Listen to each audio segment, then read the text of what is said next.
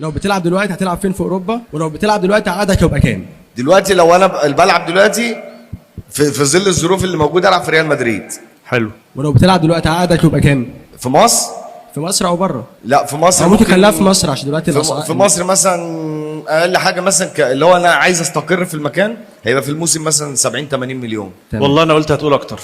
ما هو ده الطبيعي اللي هو عشان تبقى مستقر. انا احط 100 لو انا بص، لو الفلوس عشان لو انت زي ما عايز الدنيا كده لو اليومين انت عايز دول. تستقر 70 80 مليون ده في مصر. لو بره مصر ممكن اخش لي مثلا في اقل حاجه مثلا 150 مليون مثلا في السيزون. طيب تعال ناخدها واحدة واحدة عشان من ساعة إبراهيم سعيد ما عمل الحلقة دي وعليه هجوم بطريقة غريبة. هو إيه المشكلة إن إبراهيم سعيد بيتكلم بصراحة؟ إيه المشكلة أو إيه ذنب إن أنت ما حضرتوش وهو بيلعب؟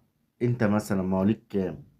حتى لو أنت حضرته وما بتقولش شهادة الحق أو بتتكلم بما يرضي الله في حق الراجل ده، يبقى أنت كده ما عندكش ضمير.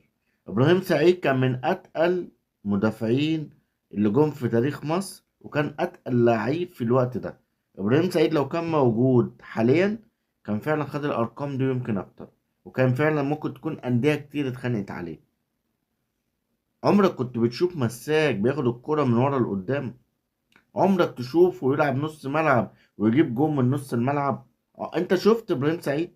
انت اللي بتتكلم وبتتريق عليه، شفته بعينك؟ طيب ما شفتوش بعينك، روح على اليوتيوب واكتب ابراهيم سعيد، انت نفسك هتتفاجئ ان جاله قبل كده ايفرتون بس هو ما كملش بسبب حركه عملها كده. كان بيلعبوا ليفربول ماتش ديربي هناك زي عندنا اهلي وزمالك، وصبغ شعره ساعتها احمر، وكان ليفربول ساعتها بيلبس احمر، خلى الجمهور بتاع ايفرتون فهمه غلط، مشي بعدها على طول. هل انت شفت ابراهيم سعيد مع المنتخب كان بيلعب ازاي؟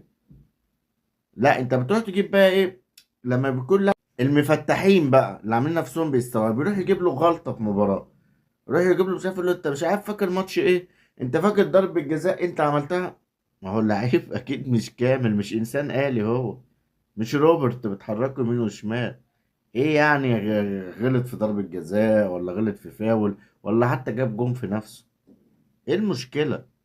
بس انا بتكلم على كواليتي اللعيب نفسه، شوف كان بيلعب ازاي، شوف كان روحه وارادته وعزيمته اللي مش موجودة في ناس كتير. هات لي مساك دلوقتي حتى بيطلع من نص الملعب بتاعه، قول لي كده اذكر لي كام اسم كده، قول لي ده بيعدي مثلا نص الملعب بتاعه. ده كان بيعدي من لاعب واتنين وتلاتة واربعة ما شاء الله ما تعدش. يا ده انا هقول لك يا مؤمن، ده مرة ادى كعب لحسام غالي